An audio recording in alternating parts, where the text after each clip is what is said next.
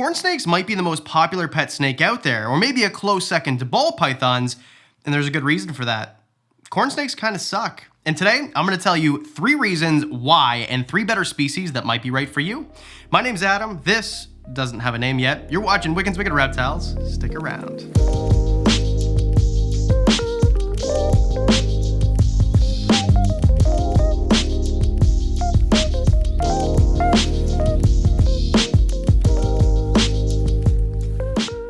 A special thank you to Squarespace for sponsoring today's video. I'm not gonna lie, I have talked some serious trash about corn snakes, and it's just because of my own bad experience.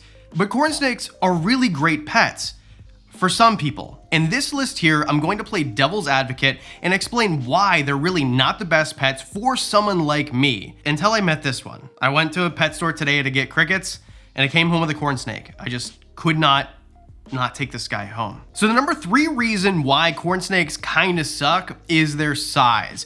Now I'm gonna have to stretch on this because some people might say this is the perfect size. In my opinion, this size kind of sucks because it's in the middle. I like big snakes and I like little snakes. I like hognose snakes, which get to maybe 3 feet or 1.5 feet if they're a male, and I like Burmese pythons that get huge, or ball pythons that get girthy, where this is kind of a very small and scrawny type snake. So it's not that they're a bad size for most people. For most people, this might be an excellent size. Are you going in my sweater? But not for me, and maybe not for you. And I think that's what the gripe is with a lot of people with corn snakes and other colubrids, is that they're just too skinny. They feel fragile. When I hold this snake, it feels like I might break it. Now, I'm not going to. This is kind of an exaggeration, but if you hand this to a child, I would feel a little bit more scared that the child might hurt the snake than the snake hurting the child. Where with a ball python, I think it's kind of the perfect balance, where they're girthy enough where they're not going to get hurt by a kid, and they're not so girthy that they're going to hurt a kid. Now, I use kids as an example, but there are plenty of grown adults that are just kind of afraid of snakes, or squeamish, or just maybe not the most careful. And for that reason, I think that the size of a corn snake kinda sucks. And with the size of the snake comes the size of the enclosure. And in my opinion, a 75-gallon enclosure is what's best for one of these guys. Now, you can definitely get away with something that is maybe a little bit smaller, like a 40-gallon, or in my opinion, maybe the most excellent size would be something like a 36 by 18 by 18. There's a lot of front opening enclosures that are that size, and that's just simply because if you have a small one, they're gonna be around 4 feet. But if you have a larger that maybe grows to, I don't know, 5.5 feet, you might wanna get something a little bit bigger. This is not a care guide. We did one way back when. It's up here if you want to watch it. And if you want, maybe in a few months, once I've had some experience with this guy, I'll make another one. Let me know in the comment section if you'd like to see that. Oh, and also while you're down there, do you like this new office setup? It's not quite done yet, but it got to sound treat it and put the plaque on the wall and stuff, but it's kind of neat. So I'm going to give you 2 better options for this one, right? Just because if you want something smaller, I recommend going with something like maybe a hognose snake, because they are colubrids. They're similar sort of in their range anyway. So you can get a western, which actually is more western, but anyway, in the same country, in the same continent anyway. But they're a little bit smaller and they eat just as well. They eat the same sorts of things. And that's the thing too with the size, is they're actually perfect because they eat mice most of the time. They can live most of their life on mice, or all of their life, which are cheaper than rats. If you want something bigger, then I would recommend, if you want a colubrid, if you absolutely must have a colubrid, then get yourself something like a black king snake. Or if you're in a more advanced keeper, maybe you don't want a corn snake because it's boring and it's too small, you could get something like a crebo or a beauty snake or something like that. But in my opinion, black milk snakes are similar type of experience level to a corn snake. Although, really, for a first snake, corn snakes can't really be beat. Wow, Adam, that's a lot of contradictions. Yep, it is. I'm just a goof with a camera, so let's move on to number 2. Number 2 is care requirements. Now, I'll be honest, this is a tough stretch because they are one of the easiest snakes to care for. We're talking about like a 70 to 85 degree Fahrenheit type of range. You can have the cool end kind of at room temperature, and then you just have a halogen light or a heat mat on the, it's so simple to be honest, but this is kind of a drawback for some people who want something a little bit more elaborate. In my experience, talking to people over the last 13 years that I've been involved in reptiles, a lot of people like things that have a little bit more of a challenge, and there's really not much challenging about corn snakes. So if this is you, if you want something that's a little bit more challenging, let's say, Or if you want something that is maybe a little bit cooler, because these guys do like not much lower than 70, if lower at all. But if you're someone who lives in, say, Canada, where room temperature for me is 66 degrees a lot of the time, it's a little bit too cold for a corn snake. There's ways to get around it, of course, right? I've got lots of animals that need hotter temperatures, but if you don't want to do that, and you want just one colubrid, maybe a mandarin rat snake might be better for you. A captive bred one, because the wild-caught ones don't do well. Or you want something that just maybe more high maintenance, and there's a lot of great options for that. I'm not even gonna get into them, because we're gonna be here all freaking day. But if it's just simple higher temperatures that you want, you live in a warm climate, maybe you don't have AC, you live upstairs, whatever the case is, again, maybe a ball python might be better for you.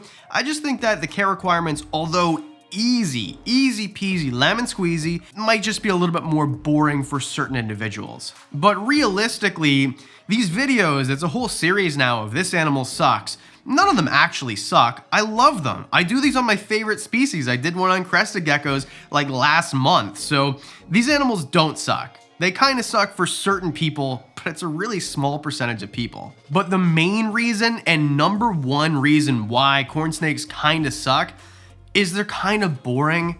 I mean, there are a lot of morphs, and if you see a palmetto, like that one's kind of the coolest morph in my opinion, or a scaleless, there's controversy around it, but there's no denying that they're really cool to look at anyway and cool to feel. Kind of feels like shaking your grandma's hand. That's what holding a scaleless snake feels like to me. Now, speaking of morphs, I am not a morph expert when it comes to corn snakes at all, by any means. But I got this from a very reputable source, and I was told that it was a Tessera Okiti cross.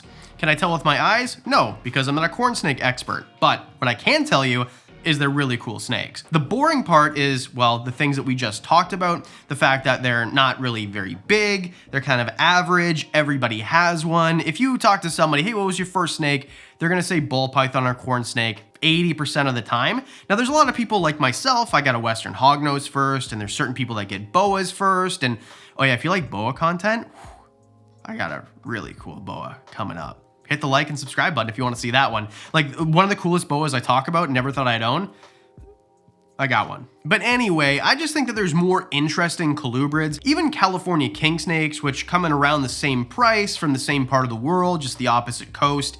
They're more interesting to me. If you want something that's maybe tricolored, then you get something like a milk snake, stuff like that. I just think that there's not better, but more interesting options out there. Not just for me, but a lot of people would probably suggest that as well. So that is my gripe with the boringness of them. But with that said, the list is kind of silly because they're awesome. They're not the most interesting thing in the world. They're really easy to care for, and they're not going to be a challenge. The size of them isn't perfect for everybody. But again, this is a list for people who want something different. And if you want something different, you don't want a corn snake because everybody has one. Unless you get a palmetto, because those are ridiculous. Those are cool. So with that said, I don't want to mess with her too much. I've got a quarantine tank set up right beside me. It's an 18 by 18 by 36. It's planted. I normally don't plant tanks or really do anything for quarantine, but I don't know. I thought it would be really cool. It's in my office and it'd just be a fun thing to do. With that said, do you like it? Do you like these lists? Should I do more? Should I do hognose snakes or dart frogs or tree frogs, or what species should I do next of this species kind of sucks, which are total like pro whatever the species is videos if you haven't figured it out by now. I guess if you've looked at the Wickens Reptiles website, you notice there's no corn snake there, and that changed. Squarespace gives people a powerful and beautiful online platform to make the website of your dreams. I know, because I use Squarespace to make my own website. One of the cool things that I like to do with my Squarespace website is put my social post on the website, which drives more traffic towards my social feeds and my YouTube channel. Squarespace allows you to connect with your audience and generate revenue through gated members-only content, manage your members, send email communications, and leverage audience insights, all in one really easy to use platform. The beauty of Squarespace is it's really easy to create a website. I've never made one before, and it took me less than a day. And there's so many templates to choose from, your website is gonna stand out and look different than everybody else's. So go to squarespace.com and start your free trial. And when you're ready to launch, go to squarespace.com/wickenswicked and get 10% off your first purchase of a website or domain. A special thank you to the Patreon supporters. You guys are freaking amazing. Thank you so much for what you do. Every dollar goes back to the animals, and in exchange, you get videos early, you get extra videos. You know about, there's an animal right here, I can almost touch it, that nobody knows about, except for you guys. And for those $1 a month, you can be part of that too. And that's it. Because I do videos twice a week, that means that I'll see you on Monday.